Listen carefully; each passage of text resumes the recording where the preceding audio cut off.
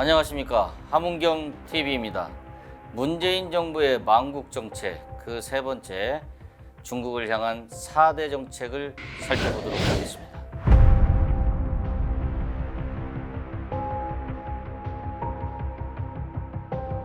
저는 문재인 정부의 4대 정책이야말로 대한민국을 악몽으로 이끄는 정책이라고 생각합니다. 먼저 2017년 문재인 대통령이 북경대에서 행한 연설을 내용을 보도록 하겠습니다. 중국은 단지 중국이 아니라 주변국들과 어울려 있을 때 그 존재가 빛나는 국가입니다. 높은 산봉우리가 주변의 많은 산봉우리와 어울리면서 더 높아지는 것과 같습니다. 그런 면에서 중국몽이 중국만의 몽이 아니라 아시아몽, 나아가서는 전 인류와 함께 그런 분이 되길 바랍니다. 인류에게는 여전히 풀지 못한 두 가지 숙제가 있습니다. 그 첫째는 항구적 평화이고, 둘째는 인류 전체의 공유입니다. 저는 중국이 더 많이 다양성을 수용하고 개방과 관용의 중국 정신을 펼쳐갈 때 실현 가능한 문제가 될 것이라고 믿습니다.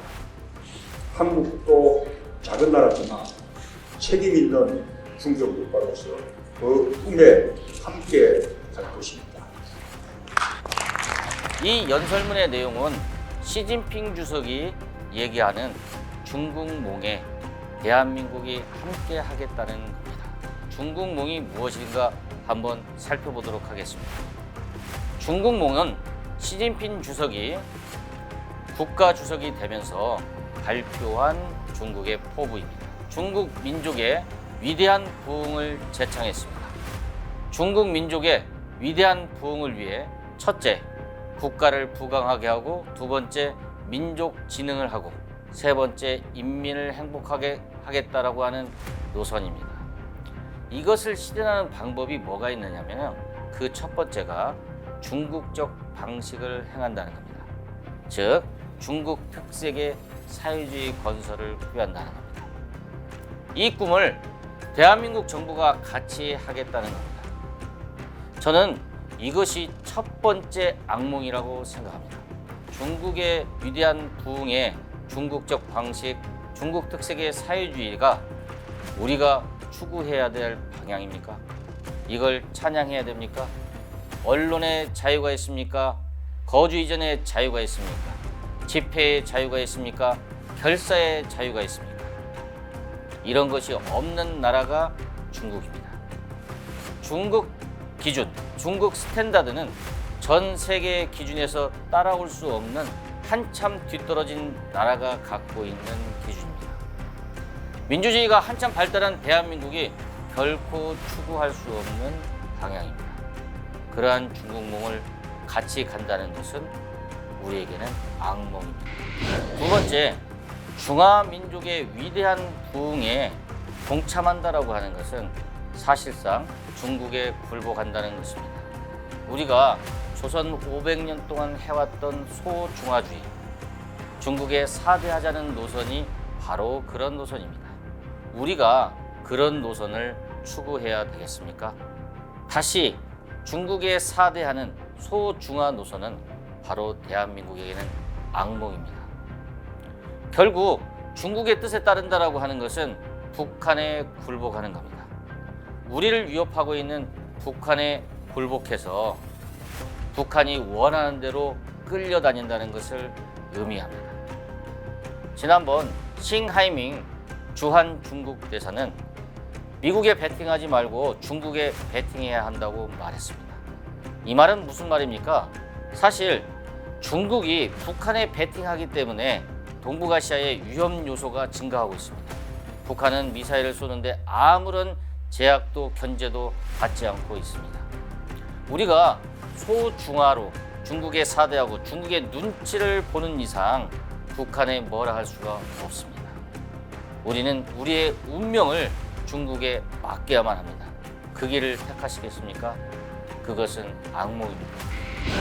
세 번째로 우리나라 사람들은 중국에 대한 두려움이 있는 것 같습니다.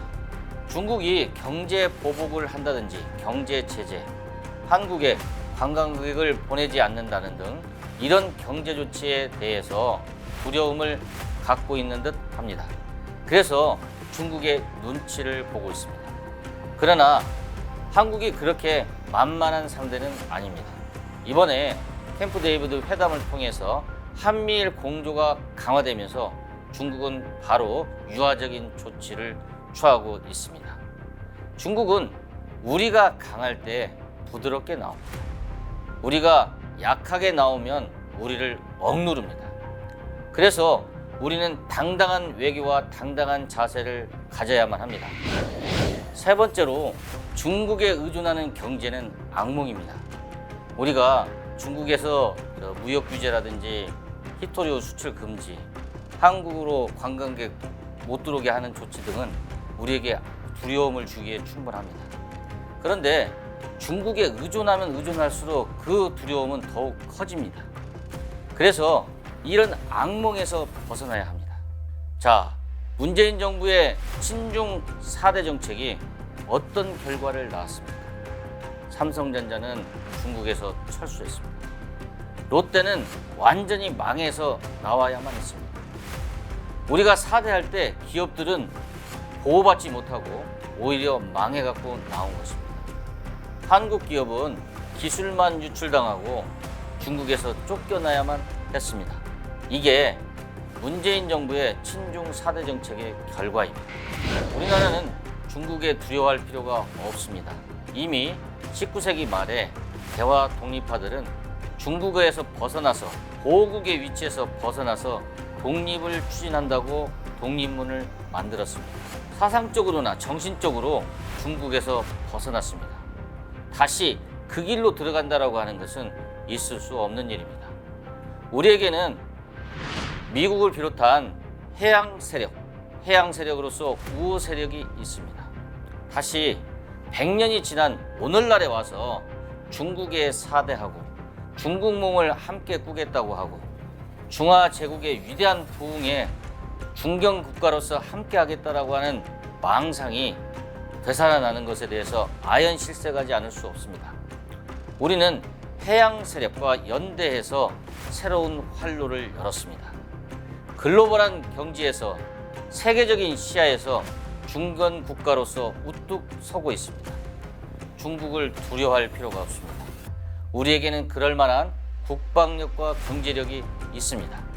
우리가 당당하게 교류할 때 중국도 우리를 대접하는 것은 역사적인 경험과 교훈에서 나온 것입니다. 친중 4대 정책이 문제인 것은 우리 먹고 사는 문제와 직결되어 있기 때문입니다. 우리의 생존과 직결되어 있기 때문입니다. 따라서 문재인 정부의 4대 친중 정책을 청소하지 않으면 대한민국의 미래가 없습니다. 우리의 방향을 해양 세력과 연대해서 국제적으로 뻗어나가는 나라를 만들어야 합니다. 자, 설거지를 합시다. 함은경 TV입니다.